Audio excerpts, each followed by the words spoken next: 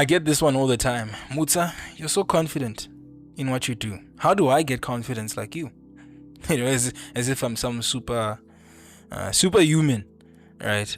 First of all, I don't like that people think that confidence is something that other people have and something that other people don't have. That's bogus. It's not true. Everyone has confidence within them, believe it or not.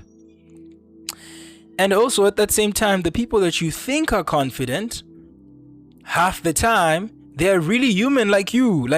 I get nervous when I'm about to record a podcast episode. I also get nervous when I'm about to go on air, when it's radio time, or I'm recording a YouTube video, or when I'm making content and uploading content. I get nervous, and I have the same.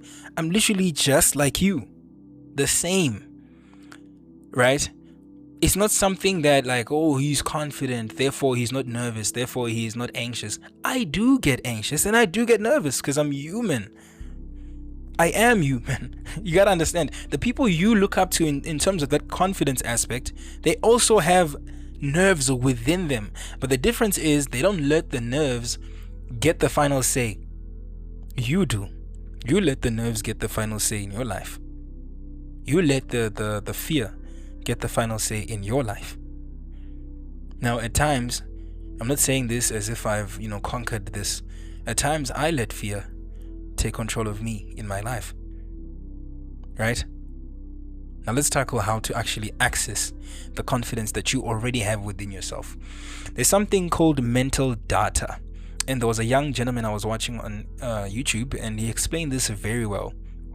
If, for example, I were to open my door, then my little sister, she runs out, right? And she goes, I have to go run after her and get her and put her back in the room and say, don't do that again. The following day, I open the door, my little sister, she runs out. Now I have to go after her again, grab her by the hand and say, hey, stop doing that, The third day, do you think I'm going to open the door?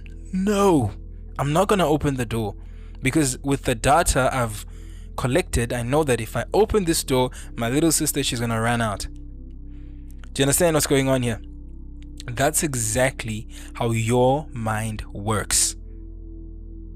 Your mind builds mental data every time you do something. It's basically saying your mind, for every time you do something, your mind collects that data and says, oh, this is not bad. Oh, he actually did it, so it's not as bad as we thought it was going to be. And the next time you're going to be more confident to do it, right? I wasn't so confident especially with speaking. Go to my first episode, the first episode of this podcast. This podcast obviously evolved, different names, everything. But the very, very first episode, I've intentionally left my old projects up so that people can see the journey. People can see that they're not alone. I'm also learning. I'm also still learning in that matter. But you can go and listen to my very first episode versus this one. Yeah. Compared to this episode, and listen to me, and you'll see that I wasn't as confident or wasn't as free. But I had to do it multiple times to understand, for my brain to understand that, oh wait, podcasting is not that hard. Podcasting is not that scary. It's not that difficult, right? And there are fears involved with confidence. There are fears, and I feel this is what I firmly believe. And I believe that people are not afraid of trying. I think that you want to try, and I think that I want to try too. But I think that you are afraid of being seen trying. Now that's the embarrassing part, according to our brains, according to our mind. If I'm seen with 4 likes on my post, if I'm seen with 2 likes on my post, then that means it's embarrassing. Then people can laugh at me and say, he's trying to do content, or he's trying to be this, he's trying to. Do you see what your mind does to yourself? I mean, to you, yeah, to yourself. Do you see what your mind does to you? It's your mind is designed to keep you safe, literally. As it will keep you safe, and it will avoid something that is uncomfortable for you. That's how your mind is designed. Your mind is literally designed to make you feel comfortable. That's what it is. And if you're listening to this, that means that comfort hasn't really been your thing, hey? Because if your mind has kept you comfortable and has kept you in the same position that you're in right now, then why are you listening to Mutafuleni speak about how to get more confidence? That means that you want to change your life, and that's good. 1, 2, that also means that you want to challenge your mind, which is even better, right?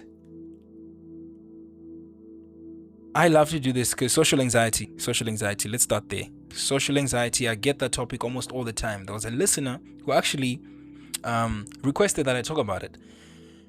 I used to be also, anxious socially.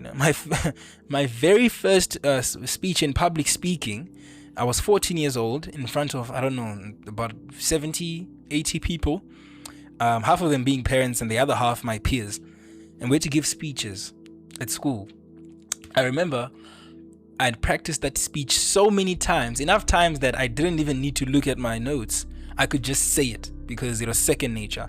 I went on that stage, I was shaking. My mind was just looking at the people looking at me, and then on top of that, there was a judge that was looking at me because I had to do well for that judge, right? And I froze. Yeah, I froze. I could speak, yes, but I was speaking through autopilot because I know the speech that much. But at the same time, I'm not focusing on my words. It's just that I'm shaking, I'm nervous. My voice is going down. The shame, the audience were supportive. But I was nervous. And I was scared. But I did it. Right? And you have to understand, I built mental data from that, and I said, well, speeches are scary. But I did it. I had already gone through a speech. Or the first time I went on air on radio, right? I'm scared because it's like, oh, this is live. Everyone's going to listen to me.